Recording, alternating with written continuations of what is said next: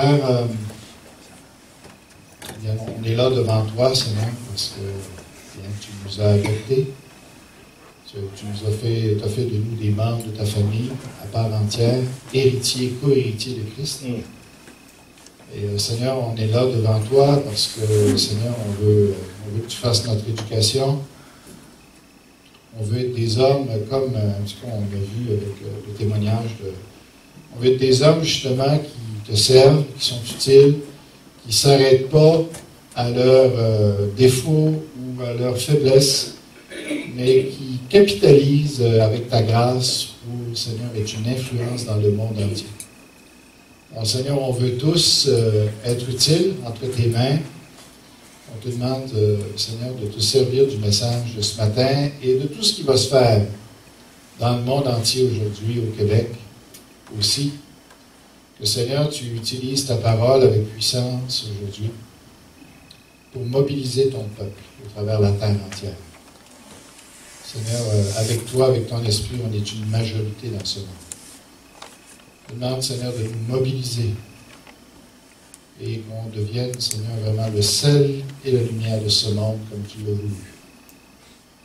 Alors, je te prie de travailler dans les cœurs ce matin.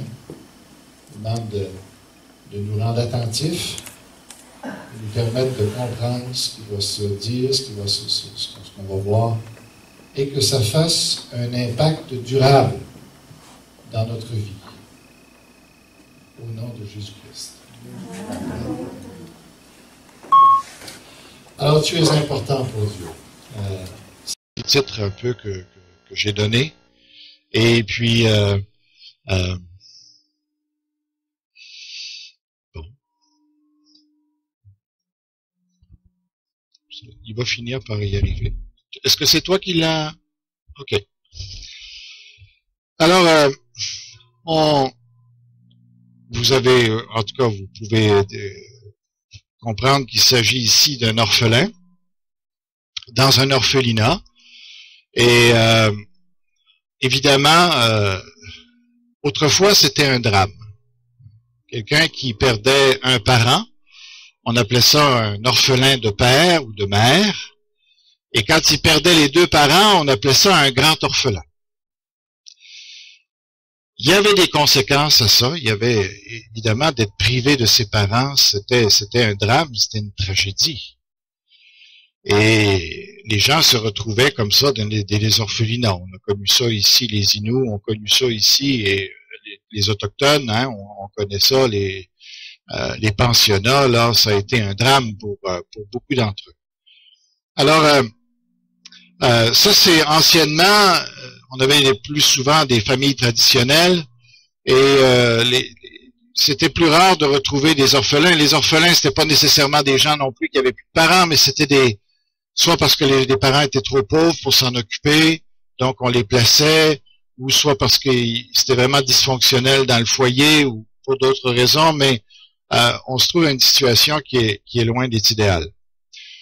Aujourd'hui, des orphelins comme ça, on n'en a peut-être pas autant parce qu'on n'a pas la guerre, on n'a pas ces choses-là, mais on a d'autres orphelins, on a d'autres familles, on a d'autres enfants qui souffrent de situations qui ne sont pas idéales. Ça peut être un foyer tout à fait normal, mais que les parents s'entendent pas du tout, leurs caractères sont vraiment immatures et puis déréglés, déséquilibrés. Alors, on est des pécheurs, on est tous, on a beaucoup de choses à transmettre, mais entre autres, on transmet le péché à nos enfants. Ok. Alors, je ne sais pas dans quelles conditions vous êtes nés, vous avez grandi, et il se peut ce matin que vous soyez une personne qui a vraiment été abîmée, jeune, qui n'a pas connu la tendresse, l'amour, ou tout ce que vous auriez pu ou dû même connaître. Et c'est à vous que je veux m'adresser ce matin. Je voudrais, au travers de ce livre-là, aussi être un encouragement pour vous, que peu importe votre arrière-plan, peu importe si vous avez connu toutes sortes de mauvaises choses, hein, Il y a un livre qui a été écrit ici qui est, bon, des orphelins de Duplessis, on les connaît, mais remarquez comment le titre est intelligent. N'être rien. Parce que c'est vrai que, étant donné que Dieu, quand Dieu fait quelque chose, il le fait toujours bien. On sait que Dieu a établi comment il a démarré les choses dans Genèse et tout ça, il a établi les choses. Et souvent, c'est pas comme ça que ça se passe. Et il y a des conséquences à ça. Inévitablement, dès qu'on sort de la volonté de Dieu. C'est pour le mariage, c'est pour la famille, c'est pour n'importe quoi. C'est pour l'économie, c'est pour le travail, c'est pour ta discipline personnelle, c'est pour ton alimentation. Dès que tu sors de ce que Dieu a pour toi, il y a des séquelles négatives. OK? Et ici, évidemment, les orphelins ou les gens qui ont eu des foyers dysfonctionnels, eh bien, ils sont affectés. Et vous êtes peut-être l'un de ceux-là où votre sentiment de vous-même, votre identité est abîmée. Et vous avez peut-être l'impression encore, malgré votre âge, que vous n'êtes pas grand-chose, que vous n'êtes pas important, que vous n'êtes pas plus important que ça pour les gens autour de vous. Tant mieux si vous vous sentez comblé, si vous avez été chéri, puis que vous n'avez pas eu de traumatisme, tant mieux. Mais peu importe, j'aimerais vous adresser ce matin ce message pour justement vous dire que si peut-être vous avez eu vous avez l'impression d'être le résultat du hasard, ok? Vous êtes là, mais vous étiez pas vraiment désiré, même, ok? Il y a des drames d'horreur. Aujourd'hui, j'en ai entendu un autre là que mon épouse m'a raconté. Avec une amie de sa sœur, alors je vous le raconte brièvement, c'était pas dans le message, mais juste comment c'est horrible de voir les choses. Dans ce cas-ci, c'est des parents qui ont plutôt souffert que des enfants. Mais c'est une dame qui est infirmière, qui a été mariée avec quelqu'un de Bombardier, quelqu'un qui a fait carrière chez Bombardier, qui a eu beaucoup de succès, beaucoup d'argent, multimillionnaire et tout ce que tu veux. Finalement, ils se sont divorcés. Et elle voyait toujours, ils ont eu deux garçons qui vont bien, qui sont grands, qui réussissent bien dans la vie aussi. Et elle continuait, elle est en Ontario, continuait à venir voir ses fils et tout ça. Et le père, dans une proposition qu'il a fait, puisqu'il a fait énormément d'argent, il a proposé ceci aux enfants. Je vous donne 1 million à chacun de vous, et je donne 1 million à tous vos enfants, les petits-enfants, à la seule condition que vous ne voyez plus votre mère. Et il faisait signer un document, et ce qui est plus triste, lui, on peut penser qu'il lui en veut à cette femme. Mais les enfants ont signé. Et on vit dans un monde, mais vraiment pourri. Hein. Tu sais, quand t'es rendu là pour de l'argent, faire des choses comme ça, là, c'est terrible. Alors, je sais pas ce que vous avez vécu, mais une chose que j'aimerais vous dire, c'est que vous n'êtes pas le fruit du hasard. C'est ce que ce livre-là nous montre. Vous n'êtes pas le fruit du hasard. Si vous avez même pas été désiré ou n'importe quoi, vous êtes un accident, eh bien, pour Dieu, vous n'êtes pas un accident. Dieu, lui, vous a voulu. Lui, il a pensé à vous depuis longtemps et il vous a fabriqué, c'est ce qu'on va voir ce matin. Vous n'êtes pas le fruit du hasard. Alors, voici ce qu'il déclare dans sa parole. Voici ce que je te déclare, moi le Seigneur qui t'ai fait, qui t'ai formé dès avant ta naissance. Alors ça doit être une chose qui doit nous encourager, peu importe ce qu'a été ma vie jusqu'à présent, Dieu, lui, m'a voulu. Et c'est ça qui est le plus important. Albert Einstein a dit ceci, Dieu ne joue pas au dé. Je connais pas le contexte dans lequel, pourquoi il disait ça. Ça semble étonnant. On sait pas, il y a des choses qui disent que Albert Einstein était un croyant, d'autres qu'on sait plus trop. Mais en tout cas, il a dit ceci, et Dieu ne joue pas au dé, et je suis d'accord. Que si vous êtes là, c'est parce que Dieu voulait que vous soyez là, et qu'il a un plan pour votre vie. C'est ce qu'on veut examiner. Vous avez été fait sur mesure. Vos talents, les circonstances de votre vie, les dons que vous avez, le pays dans lequel vous êtes né, la langue que vous parlez, tout a été planifié pour vous. Dieu est votre œuvre.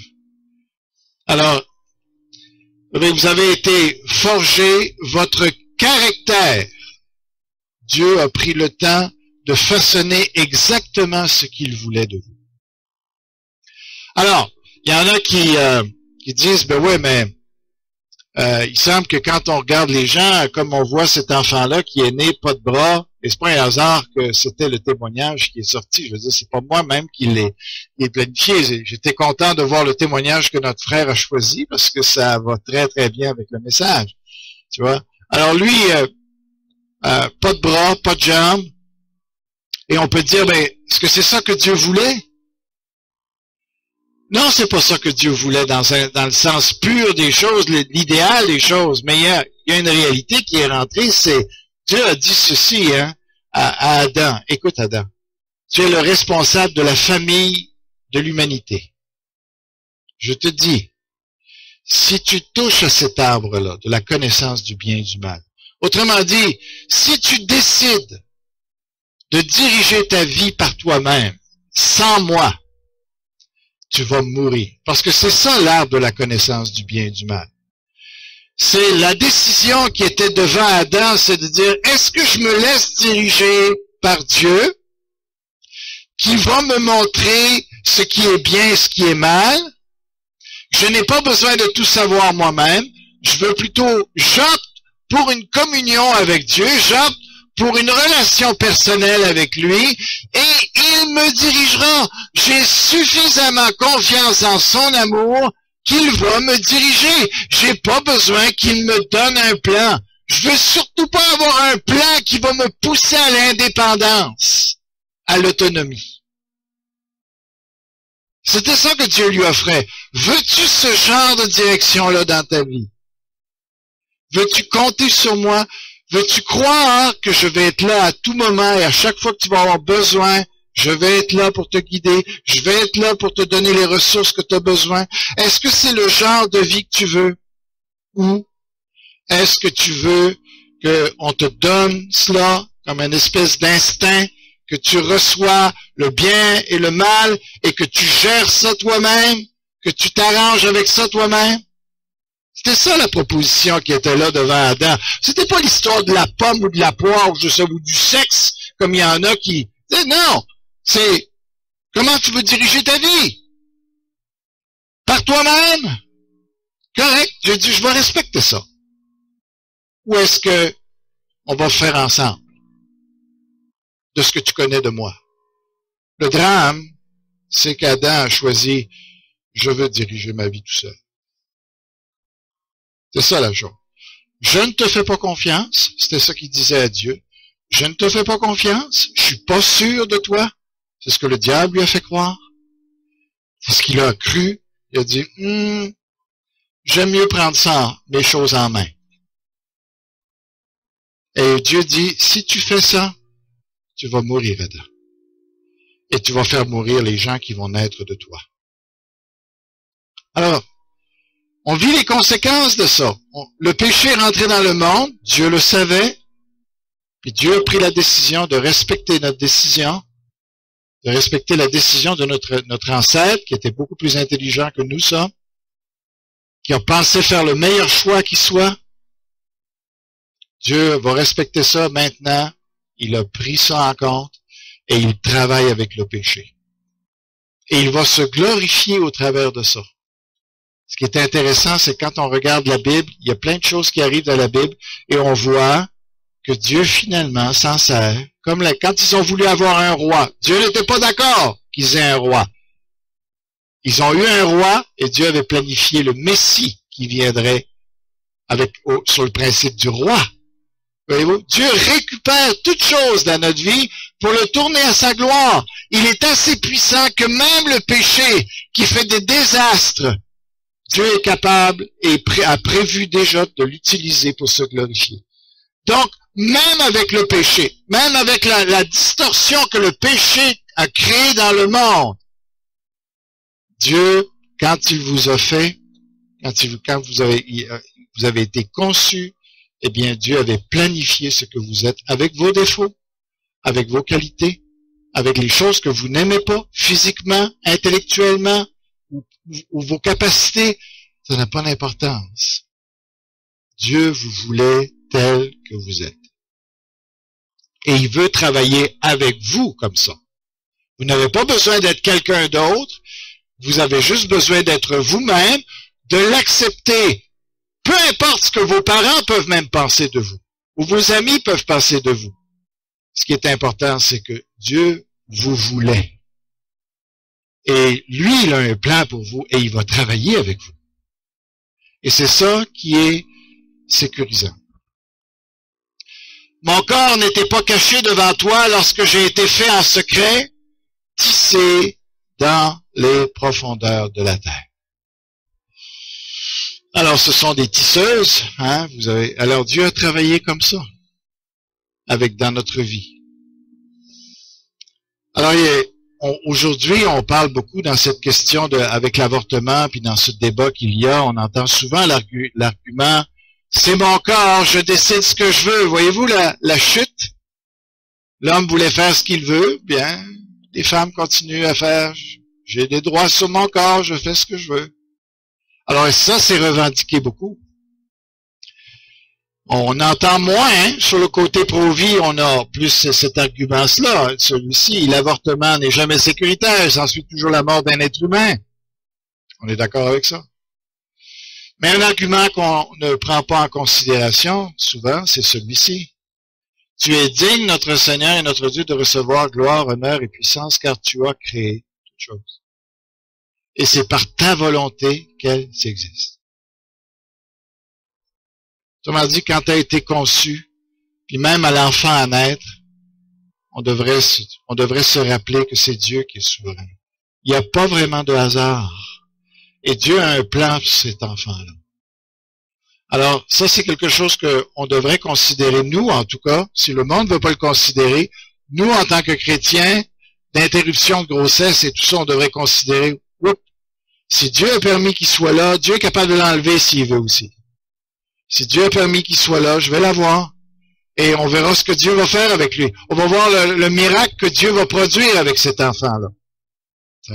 Alors, je lisais encore un autre témoignage qui parlait de justement quelqu'un qui avait été épargné comme ça de l'avortement et tout ça, qui par la suite a été retrouvé et ça a été il a accepté le Seigneur au travers de ça. Le médecin qui avait empêché ça parce qu'il s'était converti entre-temps et il a dit à cette femme-là, il dit, tu devrais pas te faire avorter, alors qu'il était pour l'avortement avant. Hein. Il s'est converti lui-même, il a recommandé à cette jeune fille-là, tu devrais avoir ton enfant. Et cet enfant-là a connu des hauts et des bas dans sa vie. Il s'est détourné. Puis à un moment donné, elle a rencontré le Seigneur. Puis le jour de son baptême, dans cette église-là, eh bien, le médecin était dans l'assemblée, il se connaissait pas du tout, il la connaissait pas du tout. Elle a raconté son témoignage. Et lui, il a réalisé qu'il était le médecin qui avait sauvé sa vie à ce moment-là. Alors, Dieu a un plan fantastique pour notre vie. On comprendra tout ça après, il nous expliquera tout ça dans l'éternité, mais il n'y a pas de hasard. Vous êtes là parce que Dieu vous voulait. Et ce n'est pas le fruit non plus d'une erreur. Alors, elle est facile à voir. Ça dit ici, quand je n'étais qu'une masse informe, tes yeux me voyaient, et sur ton livre étaient tous inscrits les jours qui étaient fixés avant qu'aucun d'eux n'existe. Et vous? Alors, sur ton livre étaient tous inscrits les jours qui étaient fixés. Dieu sait exactement la durée de ta vie. Il l'a établi. Toi, tu as l'impression que tu fais bouger des choses. Et c'est vrai, tu as une pleine liberté. Si tu te tues aujourd'hui, ta vie vient de se terminer là. Mais Dieu n'en sera pas surpris. il avait fixé quand même ça. Oui. Comment Dieu travaille avec toutes nos mauvaises décisions? Je sais pas, je suis pas Dieu. Mais la Bible nous dit qu'il est souverain à ce point-là. Alors la date que tu es né, le temps qui t'est réservé, Dieu sait et c'est lui qui est en arrière de tout ça. Est-ce que j'ai manqué un verset? Oui. Qui fera sortir le pur de l'impur? Personne, en parlant de l'être humain.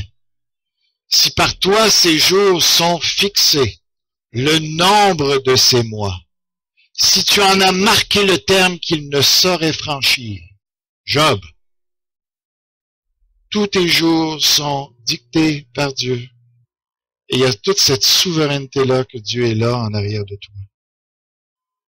Je veux dire, alors, avance avec sécurité dans la vie. Avance avec conviction.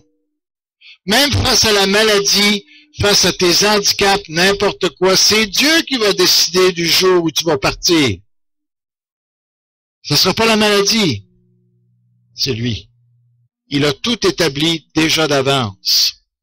Il a même établi le lieu où tu allais naître, la culture, la couleur que tu avais. Tout ça a été établi par Dieu. À partir d'un seul homme, il a créé tous les peuples et les a établis sur la terre entière. Il a fixé pour eux le moment des saisons et les limites des régions qu'ils devaient habiter. Alors, si tu es ici aujourd'hui, à Bécomo, ce n'est pas un hasard.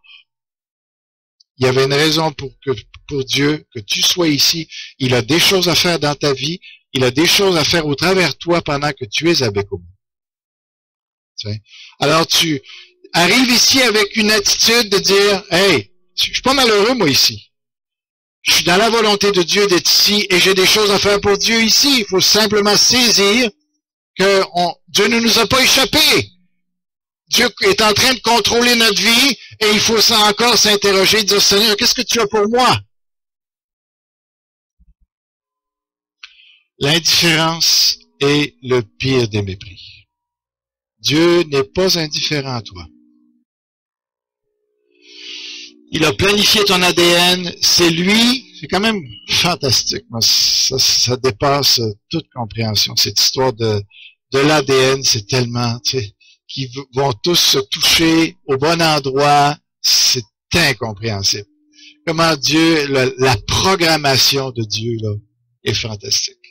Alors Dieu a planifié ton ADN, c'est lui qui l'a formé, et les caractéristiques que tu as, c'est Dieu qui les a établies. Sois heureux de ce que tu es. Si on veut aider les gens à pas vouloir se suicider, à vouloir s'accepter, à avoir une identité qui est forte, il faut leur dire, Dieu t'a fait, Dieu t'a fabriqué, Dieu t'a mis au monde, Dieu t'a développé, tu es ce que Dieu voulait que tu sois. Maintenant, découvre ça pour ta vie. Rick Warren dit ceci, s'il y a des parents illégitimes, l'inverse n'est pas vrai. Dans le sens que Dieu t'a voulu et tu es légitime pour Dieu. Peu importe le cadre de ta naissance, tu es légitime. Et ça, j'imagine qu'en tout cas, j'aimerais pouvoir prêcher ce message-là à des foules entières pour être sûr que je me retrouve devant des personnes qui peuvent se dire, moi là, je suis vraiment le fruit du hasard ici. Il n'y a personne qui m'aime vraiment. Il n'y a personne qui m'a voulu.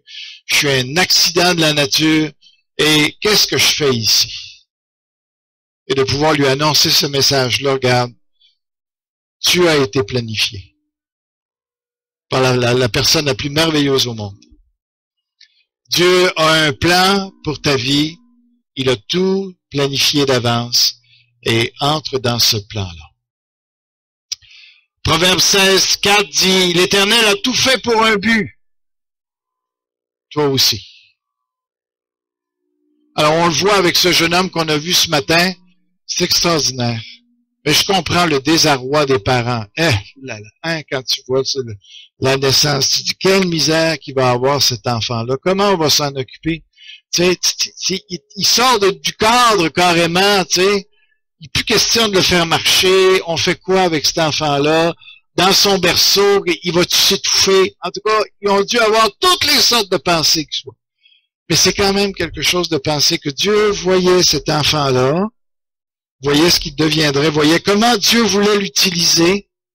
Qui aurait pensé qu'il prêcherait à des millions de personnes aujourd'hui qui acceptent le Seigneur à cause de son témoignage? Tu sais, c'était quelque chose, là, tu sais, pour lui, là, il se voyait pas, là, une fois que tu vois le portrait, tu dis, ah ben, peut-être que c'est pas si pire que ça, dans le fond. Mais tant que tu ne l'as pas vu, puis que tu le vois, tu te vois contorsionné, là, tu sais, moi, je trouve ça formidable comment il a pu monter sur ce sofa-là, juste en se dandinant comme ça, je dis, wow! Tu sais, c'est inimaginable de voir ce que l'être humain est capable de faire, tu sais, avec la détermination, quand on s'accepte, quand on s'aime, dans le fond. Puis là, de voir, en tout cas, ce qu'il a pu devenir, ben, je me dis, Dieu est comme ça dans notre vie. Il nous voit, là, tu sais, dans le processus, nous, on se voit pas, puis on trouve que là, on fait donc pitié, puis on trouve donc qu'on n'a pas de l'argent, puis on trouve donc que ça va pas bien. Mais Dieu nous voit là, lui. Puis il dit, attends, je suis en train de te préparer. Je suis en train de te faire grandir là-dedans. Alors Dieu a choisi ce jeune homme-là pour dire, je t'enlève tes bras, je t'enlève tes jambes, parce que je veux me servir de toi pour instruire beaucoup de gens. Alors, Dieu, il peut faire la même chose avec nous. Hein? Dieu veut se servir de chacun d'entre nous pour sa gloire. Et si vous trouvez que vous avez des handicaps, vous trouvez que ça va pas, votre vie ne va pas comme vous aimeriez, eh bien, faites confiance à Dieu. Il sait ce qu'il fait. Et il va vous utiliser. Il est en train déjà de vous utiliser. Vous n'êtes pas non plus le fruit de la haine. Dans Job 18, ça dit, tes propres mains m'ont fait, elles m'ont façonné, elles m'ont entouré. Que c'est beau, n'est-ce pas? De voir ça, là. T'sais, et ça, c'est vraiment tiré de la création, là. De Genèse, ça, c'est clair que l'idée de, façonner, entourer. Alors, quand tu as été conçu avec amour. C'est ce que ce verset-là dit. Dieu est amour. Ça, c'est plus que juste de dire Dieu a de l'amour. Non. Dieu est amour. Autrement dit, tout ce qui le motive, tout ce qui l'influence, tout ce qui programme ses actions, ce n'est que de l'amour. Lui, il fait tout avec cette motivation-là. Même si on comprend pas, même si ça nous semble injuste, la motivation de Dieu est toujours parce qu'il nous aime.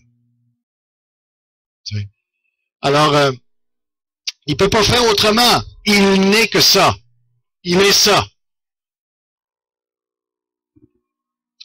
Et ça dit, Dieu a tant aimé le monde. Moi, c'est toujours le temps qui m'arrête. Dieu a tant aimé le monde. Alors, c'est tout le monde, ça. C'est vous jusqu'à présent. C'est tous les enfants qui viennent. C'est tous les enfants qui sont en train d'être conçus. Dieu a tant aimé le monde. Il est en train de les aimer. Il vous aime. Il m'aime. J'ai pas toujours de la facilité de comprendre. Je suis pas très émotif, moi, dans ma vie. Mais, en tout cas, Dieu dit qu'il nous aime, d'une façon grosse. Alors, voilà, la Bible nous dit que comment Dieu nous aime. Il nous a pas abandonnés.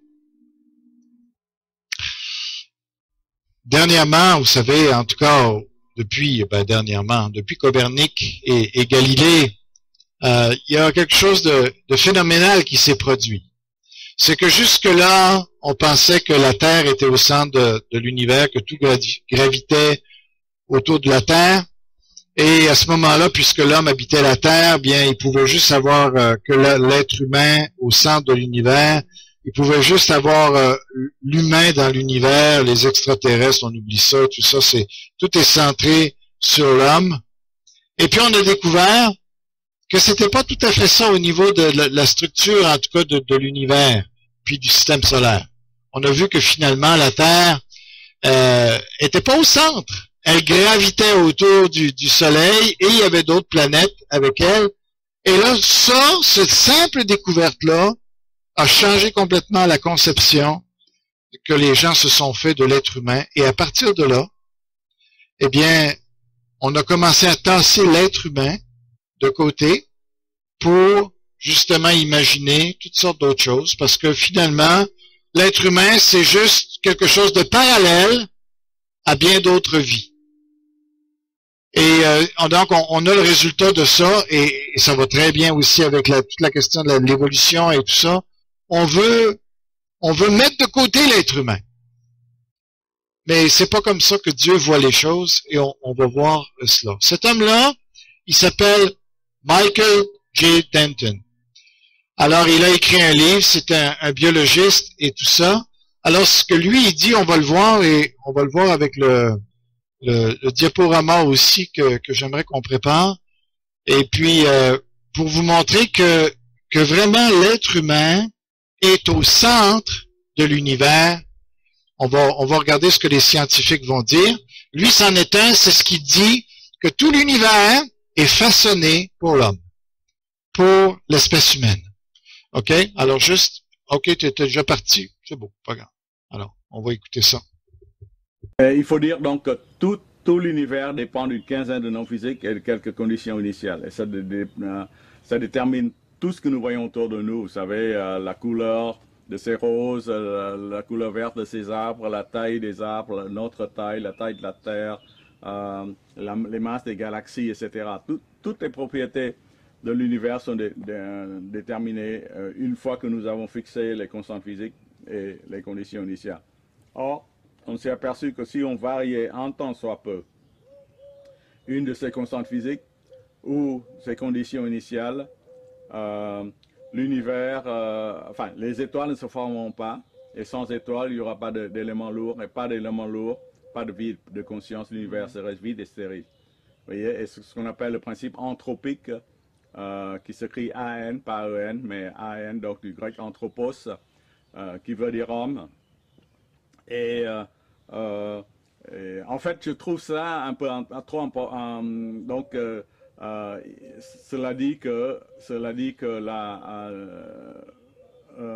notre présence, la présence de l'homme, est inscrite dans chaque atome, dans chaque loi physique qui régit l'univers.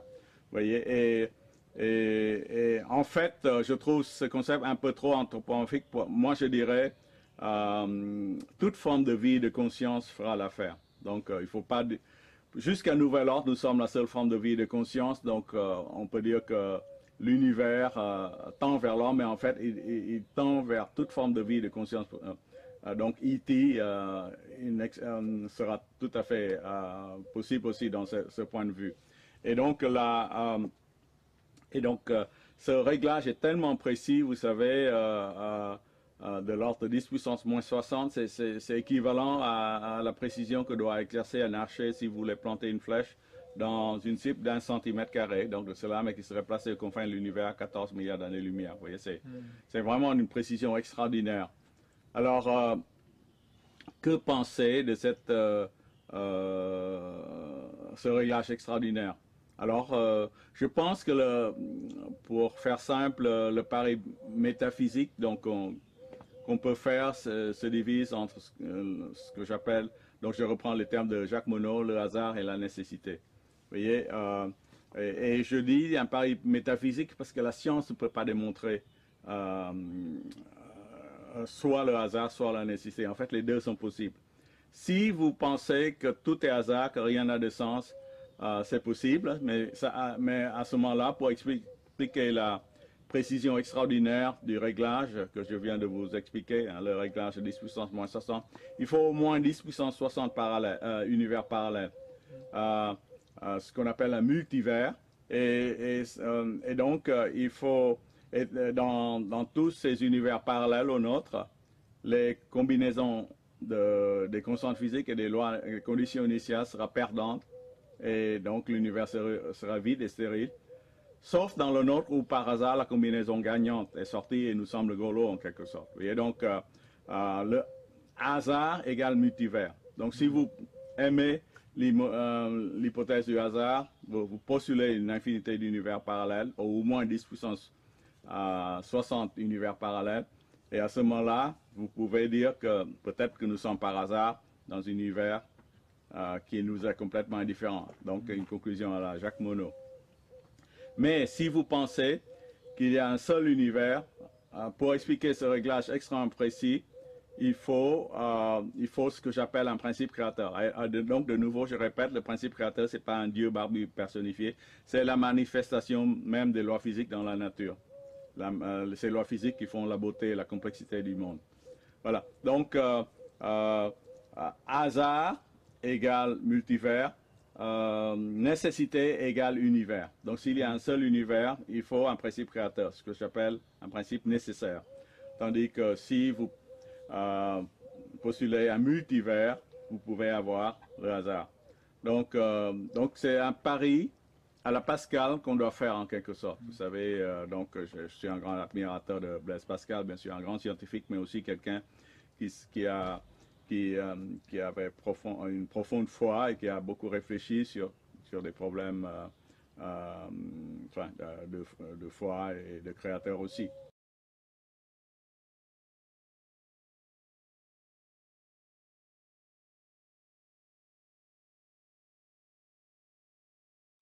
C'est bon. Alors, ce que vous avez remarqué, cet homme n'est pas un chrétien, nécessairement. En tout cas, si c'est un chrétien, il est très, très large.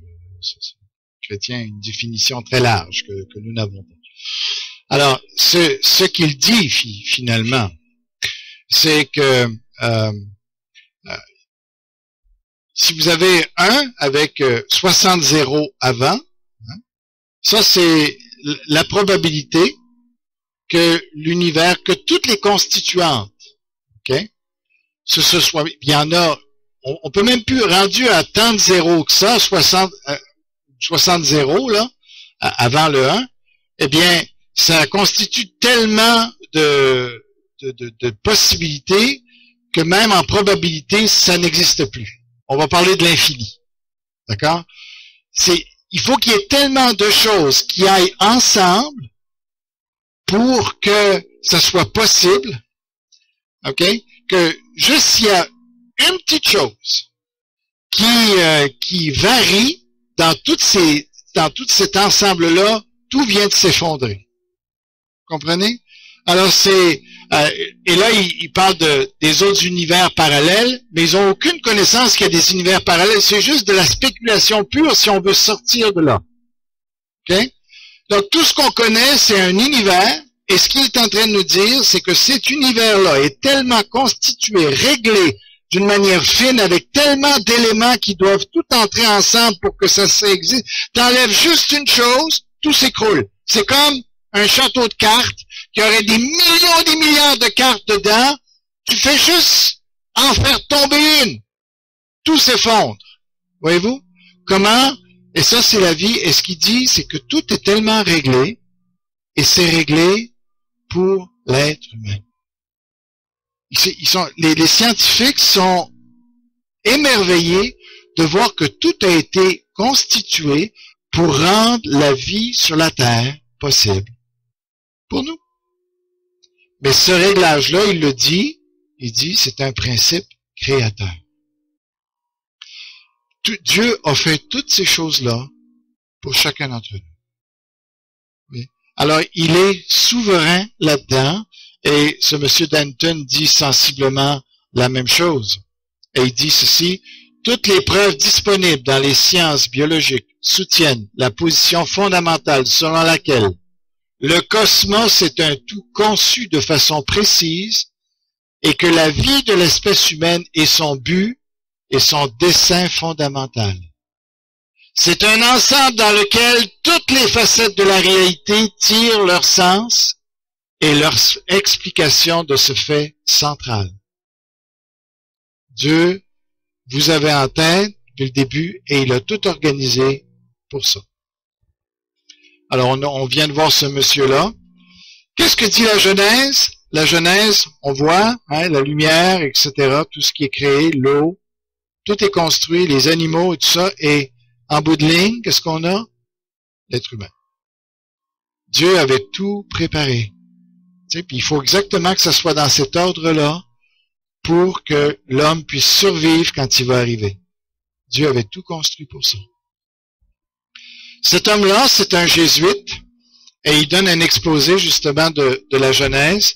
Et vraiment, il est très juste sur le point qui est en combien.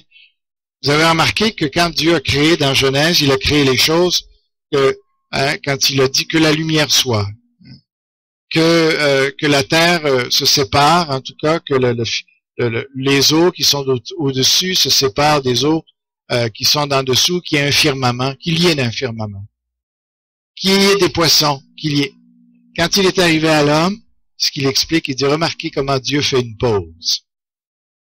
Il dit, c'est comme s'il se met ensemble avec la Trinité et ils discutent et ils disent, oui, faisons l'homme à notre image.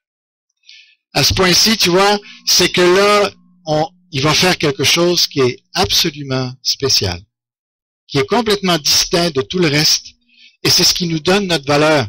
Notre monde est en train d'attaquer ça systématiquement. Mais le livre de la Genèse clarifie. Et après ça, il décrit, avez-vous remarqué comment Dieu a fait les choses ensuite? Il a pas fait comme avec les animaux. Il a pris de la glaise, de l'argile, et là, il a lui-même modelé. Il aurait pu dire que l'homme soit là, c'est tout. Non, non, non. Il a pris lui-même, il a trempé les mains dans la boue, et il l'a fait exactement. Et qu'est-ce que ça voulait dire? Ça voulait dire, vraiment, ça c'est spécial pour moi et je l'aime. Ça va être mon chef-d'œuvre. Ça va être mon œuvre d'art. Et si on veut avoir un équilibre dans notre vie, il faut revenir là, réaliser qu'on est l'œuvre d'art de Dieu. C'est ce que cet homme-là explique. La nouvelle création, même l'incarnation avant. Quand Jésus est venu, il n'est pas venu sur les autres planètes, il est venu pour nous. L'incarnation nous montre que Dieu s'intéresse à l'homme d'une manière spéciale.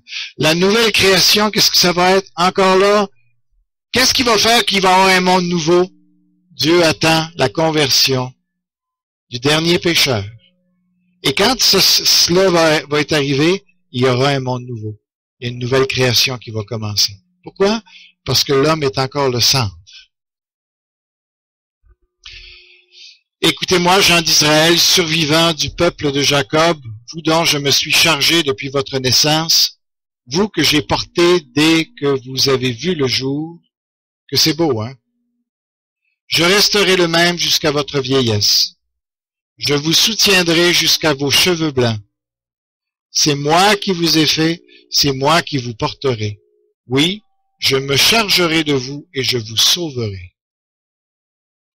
Dieu s'occupe de nous comme ça. Tu peux essayer d'aller à contresens de la volonté de Dieu.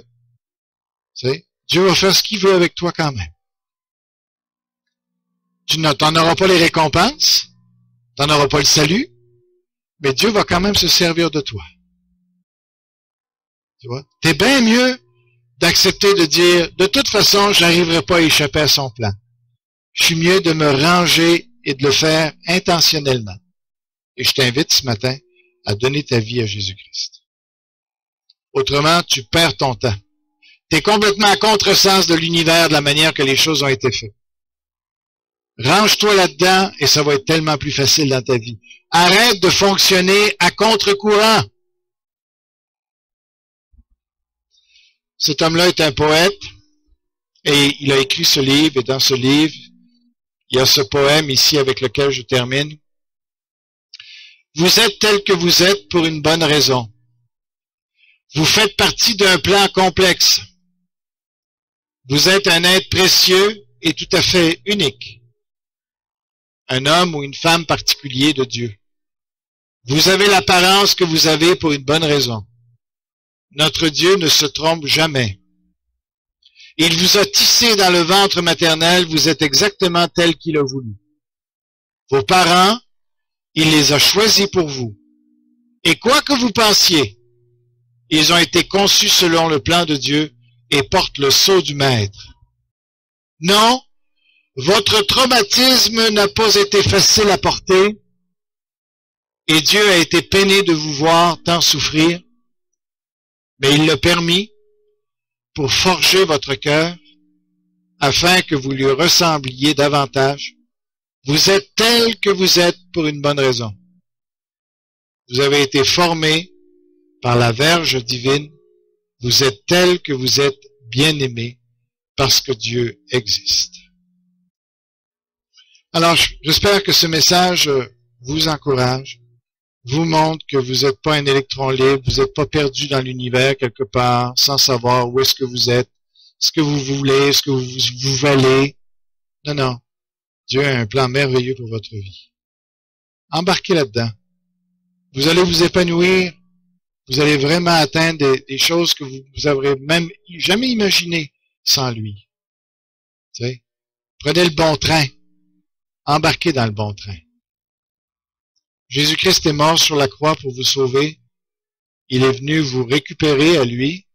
Alors, je ne sais pas s'il y en a ici ce matin qui n'ont pas encore eu Jésus-Christ comme leur sauveur, qui n'ont pas capitulé, qui n'ont pas dit, Seigneur Jésus, je veux retrouver un sens à ma vie, je veux te donner ma vie.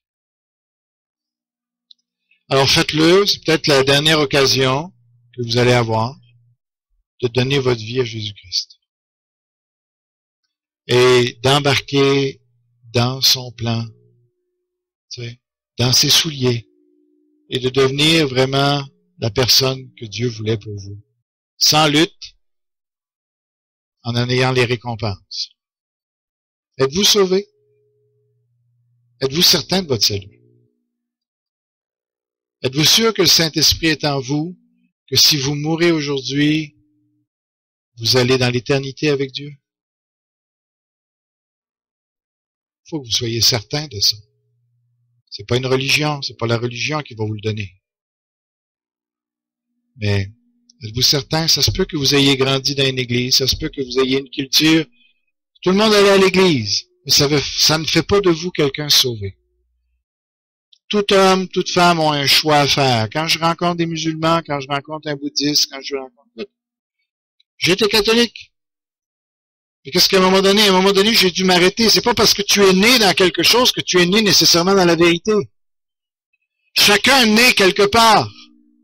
Le fait que tu sois né bouddhiste ne veut pas dire que le bouddhisme est la vérité. Pas plus que celui qui est né athée est nécessairement dans la vérité. Tu es né quelque part, puis à un moment donné, en tant qu'être humain, il faut s'arrêter, réfléchir, se dire, je m'en vais où? Qu'est-ce qui est la vérité? Et tu t'examines, tu réfléchis et tu prends la décision de qu'est-ce qui est la vérité. Jésus a dit, je suis la vérité. Alors, c'est pas parce que tu as grandi dans une église que tu es sauvé nécessairement. Il faut à un moment donné que tu reconnaisses que tu es un pécheur, que tu ne te sauveras jamais par tes œuvres, que tu n'es pas capable, tu n'es pas bon aux yeux de Dieu, tu n'arriveras jamais à gagner le ciel est un endroit trop pur pour toi. La seule manière d'être sauvé, c'est parce que Jésus-Christ est mort sur la croix pour toi, parce que lui a pris ta condamnation sur lui et qu'il t'offre de payer à ta place. Il l'a déjà fait, mais pour que la transaction soit finalisée, il faut que tu l'acceptes comme ton sauveur et que tu lui dises, sois le Seigneur de ma vie, je te donne ma vie. Ce matin, mon épouse faisait la prière. Elle priait pour les conjoints des personnes ici qui ne sont pas sauvées. Et elle s'attristait de dire, ils vont peut-être avoir passé toute leur vie à côté d'une personne sauvée. Et ils n'auront pas fait le choix d'accepter Jésus-Christ comme sauveur, d'être nés nouveau et de se retrouver pour l'éternité avec Dieu. Quel drame. L'éternité existe, l'enfer existe, le ciel existe. Sois certain de ne pas tomber dans le gouffre, parce que tu ne pourras plus en sortir. Et tu auras l'éternité pour y penser, de dire, qu'est-ce que j'ai fait là? Comment j'ai été imbécile? Vous avez ici des scientifiques qui sont en train de vous dire, des gens qui ont une capacité intellectuelle qui me dépasse, et qui vous dépasse probablement aussi. Ils sont en train de vous dire, tout l'univers a été fait pour toi. Et on doute encore que Dieu s'intéresse à nous. Ça n'a pas de bon sens. Des gens qui nous disent, as-tu des preuves de Dieu? C'est pas la vraie question. La vraie question, c'est, as-tu des preuves que Dieu n'existe pas? Parce qu'il y a tellement de preuves. Elle saute aux yeux. Viens à Jésus-Christ ce matin. Sois certain d'être sauvé. On va prier. Tendre Père, que tu puisses bénir ta parole ce matin, bénir nos cœurs, nous montrer qu'on est vraiment spécial à tes yeux, et puis que vraiment, Père, tu nous conduises dans tes voies. Seigneur, que tu nous montres, tu peux laisser aller la musique. Tu nous montres, Seigneur, combien tu nous aimes. Moi, je vais embarquer dans ton plan. Les frères, les sœurs ici veulent embarquer aussi dans le plan. Montre-nous, Seigneur, les œuvres que tu as pour nous. Seigneur, qu'on trouve notre joie à te servir, qu'on réalise que les choses du monde, c'est une pure perte. Tout ça va finir en poussière. Et Seigneur, on va avoir tout perdu. Tout perdu. Alors que si on te sert, il n'y a rien, ta parole nous dit qu'il n'y a rien qui va être oublié. Tu n'es pas ingrat pour oublier la moindre des choses qu'on aura fait pour toi. Seigneur, il faut vraiment qu'on embarque dans ton plan. Vraiment qu'on embarque, Seigneur, que tu sois notre Seigneur. Que vraiment notre vie te soit consacrée, qu'on se considère comme des esclaves qui t'appartiennent, qui n'ont plus de droit sur leur vie. Et pourtant, c'est à ce moment-là qu'on découvre la vraie vie. C'est là qu'on découvre que t'es un bon papa, que tu as des plans d'amour pour nous, que tu as des belles choses que pour nous. Et que ça vaut la peine de te donner notre vie, Seigneur. Père, je te prie de vraiment te révéler à chacun d'entre nous ce matin. Que vraiment on réalise qu'on n'a pas de temps à perdre. Que notre vie est précieuse. Et Seigneur, que le meilleur investissement qu'on peut se faire, c'est d'entrer dans tes voies, de faire ta volonté. Convainc chacun ici ce matin. S'il y en a ici, Seigneur, qui ne sont pas sûrs de leur salut encore, qui essayent, qui luttent, et puis qui essayent de se sauver par eux-mêmes, d'être une bonne personne, puis montre-leur, Seigneur, qu'ils sont des pécheurs, qu'ils n'arriveront jamais à purifier leur cœur par eux-mêmes, puis qu'ils vont être perdus. Qu'ils puissent crier à toi aujourd'hui, puissent venir à toi, Jésus. Qu'ils puissent craquer devant toi, Seigneur, qu'ils puissent vraiment s'abandonner, capituler. Qu'ils puissent crier à toi et te dire, Seigneur, sauve-moi. Sauve-moi, j'ai tellement besoin de toi. Viens à notre aide, Seigneur. Fais de cette Église une Église qui va bouleverser le monde. Remplis-nous de ton esprit. Manifeste-toi, que ton esprit se manifeste dans toute sa complexité, dans toute sa diversité. Que tu accomplisses des miracles, des prodiges, Seigneur. Que tu transformes des vies, qu'on ne soit jamais plus les mêmes. Fais ton œuvre au milieu de nous, Seigneur. Fais de ton peuple un peuple qui marche dans la sainteté avec joie. Rapproche-nous les uns des autres, Seigneur. Permets qu'on s'aime les uns les autres d'une façon fantastique. Resserre nos liens, Père. Aide-nous à pardonner. Aide-nous à laisser tomber toute rancune, toute mémoire des fautes du passé. Seigneur, rapproche-nous. Fasse qu'on soit prêt à mourir les uns pour les autres. Qu'on fasse une véritable Église, une véritable communauté. Seigneur, répands ton esprit au milieu de nous, Seigneur. et sauve beaucoup de gens. Sauve Bécomo, sauve la région. Attire-les à toi, Seigneur. Dans le nom de Jésus. Que Dieu vous bénisse.